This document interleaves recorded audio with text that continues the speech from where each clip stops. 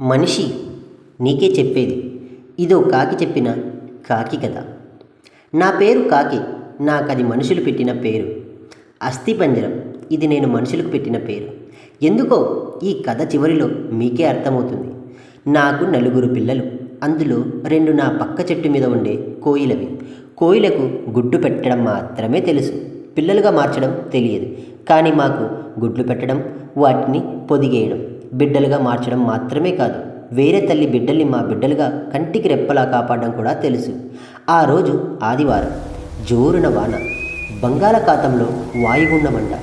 ఎవరో ఇద్దరు చెట్టు కింద మాట్లాడుకుంటుంటే విన్నాను. పిల్లలేమో ఆకలి అంటున్నారు.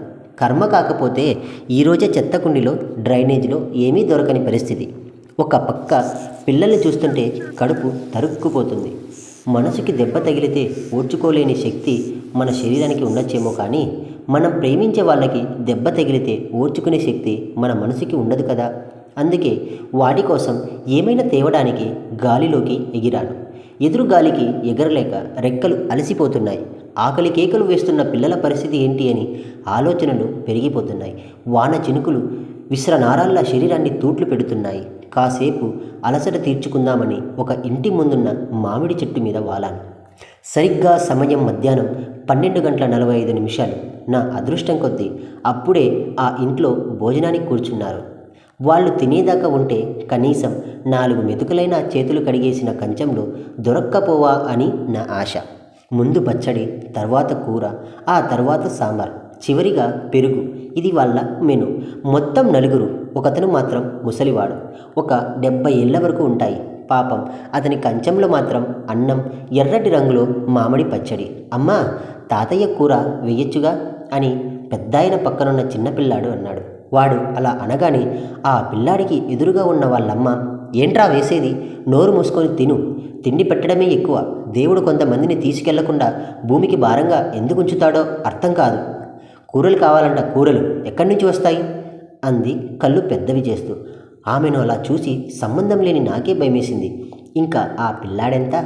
అక్కడంతా జరుగుతున్న ఆ పిల్లాడి నాన్న మాత్రం ఏమీ పట్టనట్టు, ఏమే ఇంకొంచెం సాంబార్ పోయి అని పోయించుకొని తింటున్నాడు.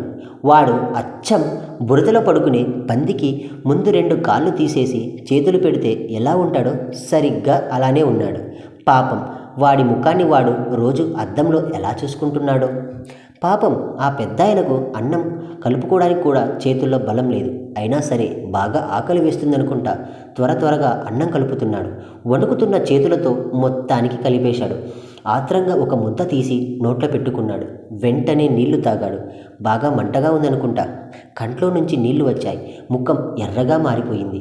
ఎదురుగా ఉన్న నెయ్యి వైపు చూశాడు, కానీ అడగడానికి ధైర్యం చాలట్లేదనుకుంటా. అలాగే ఉండిపోయాడు. అయ్యో, ఎంత దారుణం! పాపం పెద్దాయన. వాళ్ళు తినడం అయిపోయింది. అందరూ లేచారు. ఆ పెద్దాయన కూడా చెంబులో నీళ్లు మొత్తం తాగేసి లేచి బయటకు వచ్చి చుట్టూ చూశాడు. అప్పుడు ఆయనకు నేను కనపడ్డాను. నా దగ్గరికి వచ్చి నా ముందు ఆ అన్నం పడేశాను. ఒక్క క్షణం నా కంట్లో నీళ్లు తిరిగాయి. పెద్దాయన, నీ ఆకలి తీరకపోయినా నా ఆకలి తీరుస్తున్నావు, నీ రుణం ఎలాగైనా తీర్చుకుంటాను అని మనసులో అనుకొని నేను కొన్ని మెతుకులు తిని, కొన్ని మెతుకులు గొంతున పట్టి గూటికి చేరి పిల్లల ఆకలి తీర్చాను.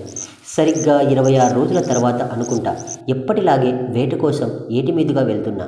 ఏటి ఒడ్డున ఎవరికో పిండం పెడుతున్నారు. కాసంత తినడానికి ఏమైనా దొరకపోదా అని అక్కడ వాలాను. ఎదురుగా ఉన్న ఫోటోను చూసి ఆశ్చర్యపోయాను. అది నా పిల్లల ఆకలితో ఉన్నప్పుడు అన్నం పెట్టిన పెద్దాయనది. ఒక్క క్షణం గుండె బరువెక్కింది.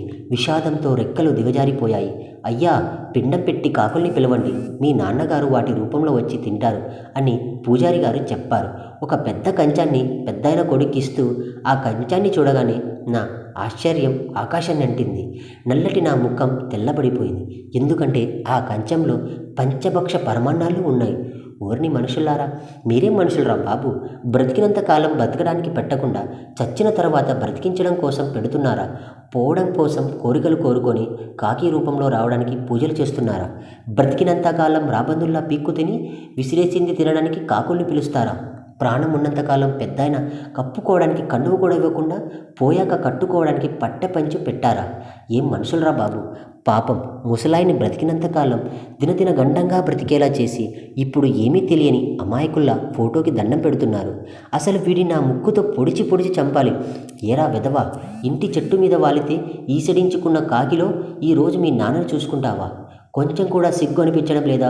ఎంగిలి మెతుకులు వేయడం కూడా అనవసరం అనుకున్న కాకి పరమాన్నం తినడానికి కావాల్సి వచ్చిందా?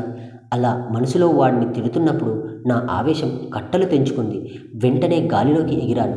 చుట్టూ ఉన్న నా కాకుల స్నేహితుల దగ్గరికి వెళ్ళి జరిగిందంతా చెప్పి ఆ పిండాన్ని ఎవరూ తినొద్దని చెప్పాను. అందరూ సరే అన్నారు. గంట, 2 గంటలు, అలా గంటలు గంటలు గడుస్తూనే ఉన్నాయి. పిండం తినడానికి ఒక్క కాకి కూడా రావట్లేదు. చుట్టూ ఉన్న జనాలు అనుమానం మొదలైంది. బ్రతికినంతకాలం ఆయన్ని బాగా చూసుకోలేదేమో, అందుకే ఇప్పుడు తినడానికి రావట్లేదు అని ఒకడు. ఉన్నన్ని రోజులు బాధ పెట్టి ఉంటారు, అందుకే ఆయన రావట్లేదని ఇంకొకరు. నేను రోజు చూసేవాడిని, అన్నం కూడా సరిగ్గా పెట్టేవాళ్ళు కాదు, అందుకే ఇప్పుడు రావట్లేదు అని మరొకరు మాట్లాడుకోవడం మొదలుపెట్టారు. అవి విని ఫోటో ముందు కూర్చున్న ముసలాయన కొడుక్కి తాళం తీసేసినట్టయింది. అలా ఉండిపోయాడు. కనీసం తన బాధ చెప్పుకోలేని పరిస్థితి.